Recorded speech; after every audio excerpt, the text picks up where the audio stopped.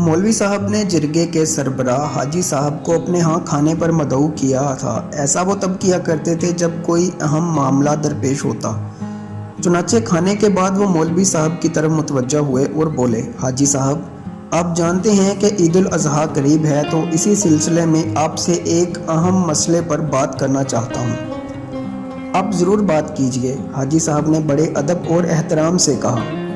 मौलवी साहब ने अपने मखसूस धीमे लहजे में कहना शुरू किया, आपकी मदद से हमने अपने गांव में चंद अच्छे कामों को रिवाज दिया, लोगों को जहेज़ देने से मना किया, शादियां सादगी से करने की तरफ रागिब किया, गांव की दुकानों से सिगरेट और तंबाकू की फ़रोख्त ख़त्म की, बाहमी रजामंदी से सब ने नमाज की पाबंदी को कबूल किया। इससे माहौल बहुत अच्छा हो गया।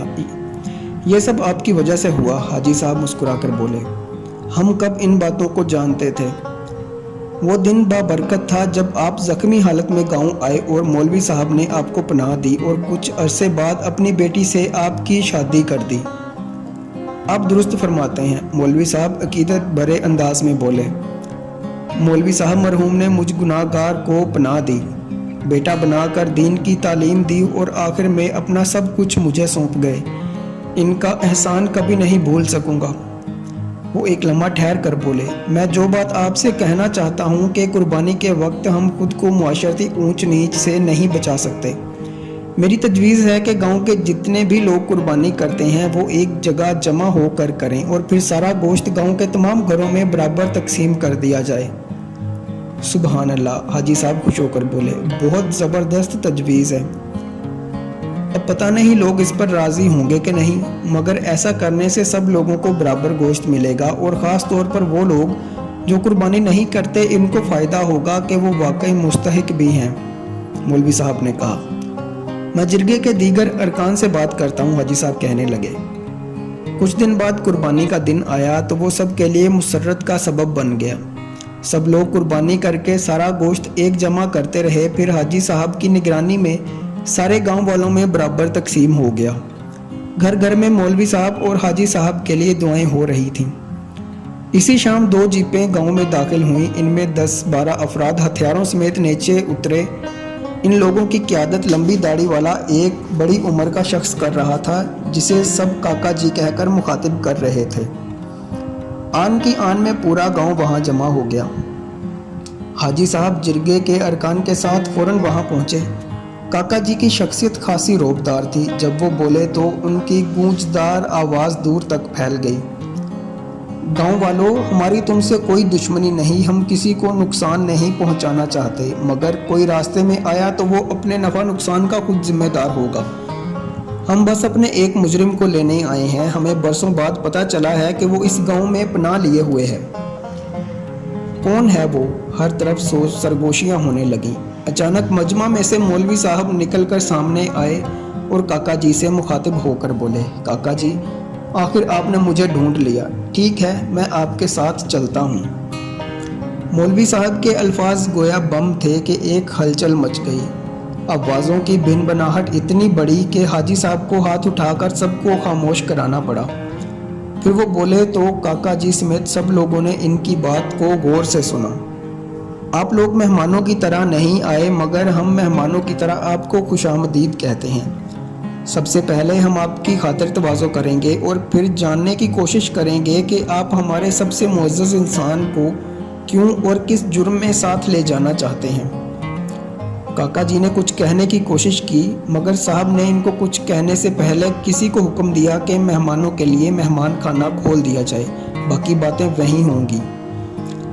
आखिर मेहमान खाने में बातचीत हुई तो पता चला कि ज़मीन के एक झगड़े में मौलवी साहब इनको मतलूब थे। उस दौर में मौलवी साहब ने गुस्से और जोश में अपने चचा के साथ मिलकर अपने पड़ोसी की ज़मीन पर कब्ज़े के लिए झगड़ा किया और पड़ोसी को शदीद ज़ख्मी कर दिया था और फिर खुद भी ज़ख्मी हालत में फ़रार हो गए थे। मौलवी साहब ने हाजी साहब से मुखातिब होकर कहा, हाजी साहब, मुझे जाने दीजिए, गुनाहों का कफ़ारा इसी दुनिया में अदा करना भी एक सआदत है। मैं कोई बदमज़गी नहीं चाहता। मेरे बीवी बच्चे आपके हवाले हैं। सज़ा भुगत कर खुदा ने चाहा तो मैं लौट आऊँगा। मौलवी साहब के इन अल्फाज के बाद हुज्जत ख़त्म हो गई। मुअज़्ज़ज़ मेहमानों ने हाजी साहब की ज़ियाफ़त से फ़ायदा उठाया। حاجی صاحب ساری رات مہمانوں کے ساتھ رہے۔ مولوی صاحب نے اپنے گھر والوں کو تسلی دی، صبر کی تاکید کی۔ فجر کی نماز سب نے ان کی امامت میں ادا کی اور پھر وہ کاکا جی کے ساتھ جانے کے لیے نکلے۔ پورا گاؤں افسردہ اور ان کو رخصت کرنے کے لیے جمع تھا۔ ہر کوئی ان کے لیے پریشان تھا، مگر خود مولوی صاحب کے چہرے پر اطمینان تھا۔ کاکا جی نے مجمع پر ایک نظر ڈالی اور بولے، لوگوں، ہم جس مقصد کے لیے آئے تھے وہ پورا ہو گیا۔ تمہارے مولوی صاحب ہمارے مجرم ہیں، ہم ان کو اپنے جرگے میں لے جا کر اپنی روایات کے مطابق فیصلہ کریں گے، مگر تم لوگوں کی جرت اور مہمان نوازی نے ہمارے دل جیت لیے، اور پھر مولوی صاحب نے جس طرح اس گاؤں کی خدمت کی اور تم لوگوں نے ان کا ساتھ دیا وہ بہت متاثر کن ہے۔ تو اب سمجھ لو کہ ہم کسی مجرم کو نہیں لے جا رہے، نہ تم سے مولوی صاحب کو چھین رہے ہیں، بلکہ اب کفارے کا عمل شروع ہوگا۔ کفارہ؟ کاکا صاحب رکے تو حاجی صاحب نے کہا، ہاں کفارہ۔ کاکا جی بولے، میں اپنے جرگے کا سربراہ ہوں اور مولوی صاحب کی سزا معاف کرتا ہوں۔